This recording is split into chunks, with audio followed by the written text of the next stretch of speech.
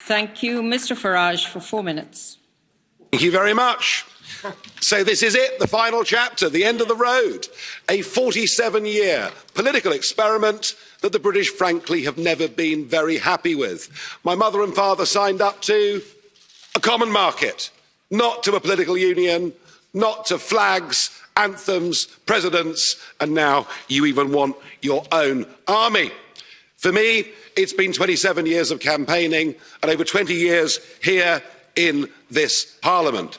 I'm not particularly happy with the agreement we're being asked to vote on tonight, but Boris has been remarkably bold in the last few months, and Ms von der Leyen, he's made it clear, he's promised us there'll be no level playing field. And on that basis, I wish him every success in the next round of negotiations, I really do. But the most significant point is this. What happens at 11 p.m. this Friday, the 31st of January 2020, marks the point of no return. Once we've left, we are never coming back, and the rest, frankly, is detail. We're going, we will be gone. And that should be the summit of my own political ambitions. I walked in here, as I've said before, you all thought it was terribly funny. You stopped laughing in 2016. But my view has changed of Europe since I joined. In 2005, I saw the constitution that had been drafted by Giscard and others. I saw it rejected by the French in a referendum. I saw it rejected by the Dutch in a referendum. And I saw you in these institutions ignore them, bring it back as the Lisbon Treaty and boast you could ram it through without there being referendums. Well, the Irish did have a vote and did say no and were forced to vote again. You're very good at making people vote again, but what we've proved is the British are too big to bully, thank goodness. So I became an outright opponent of the entire European project. I want Brexit to start a debate across the rest of Europe. What do we want from Europe? If we want trade, friendship, cooperation, reciprocity, we don't need a European Commission. We don't need a European Court. We don't need these institutions and all of this power. And I can promise you, both in UKIP and indeed in the Brexit Party, we love Europe. We just hate the European Union. It's as simple as that. So I'm hoping this begins the end of this project. It's a bad project.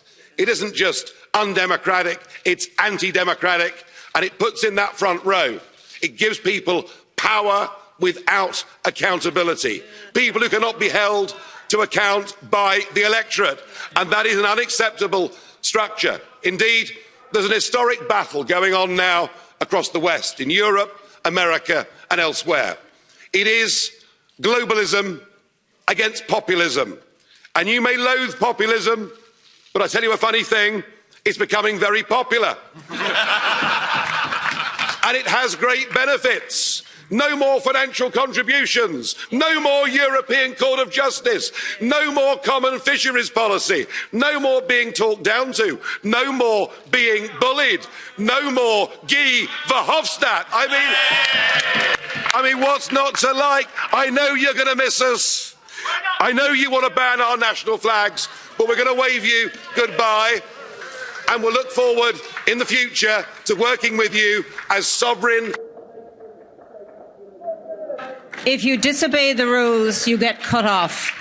Could we please remove the flags? Mr Farage,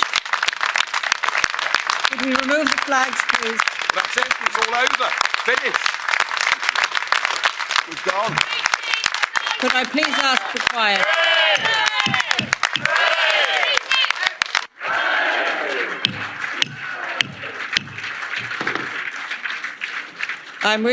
Please sit down, resume your seats, put your flags away, you're leaving, and take them with you if you are leaving now.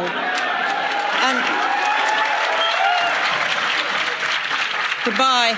Can I just say, if I may say, just in a slight reference, the word hate was used in the last contribution. And I really think, given what we listened to prior to this, that we should not hate anyone or any nation or any people.